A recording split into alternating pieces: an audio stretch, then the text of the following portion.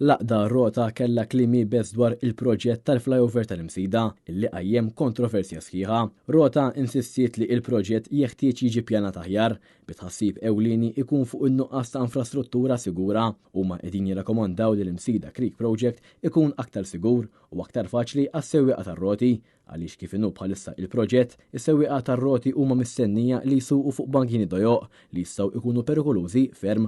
Huma żiedu illi n-nies li jkunu mixjin sewwieqa tar-roti u persuni b'diżabilità se jispiċċaw bil-bankini li mhumiex iddiżinjati għalihom. Huma qed jipproponu li jiżdiedu rotot siguri għan-nies u għar-roti tul il-proġett u jkun hemm l-implementazzjoni ta' miżuri li joħolqu rabta diretta bejn l-Università, l-Isptar Mater Dei u l-Belt Valletta. Il-grupp iħoss li dan huwa proġett iċċentrat fuq il-karozzi u li ma tantx qiegħed jikkunsidra l-bżonnijiet tan-nies illi jagħmlu użu minn din it-triq li diġà hija tant traffikuża. Laqda rota qalet li il-gvern għandu juża dan il-proġett bħala pedament importanti għal proġetti futuri biex joffri mezzi alternattivi ta' trasport u jitnaqqas it-traffiku f'Malta, iżda sa issa jidher li l-infrastructure Malta tibqa' għaddejja romblu minn fuq il-Misidjani tant li x-xogħlijiet mistennija jibdew ix-xahar id-dieħel.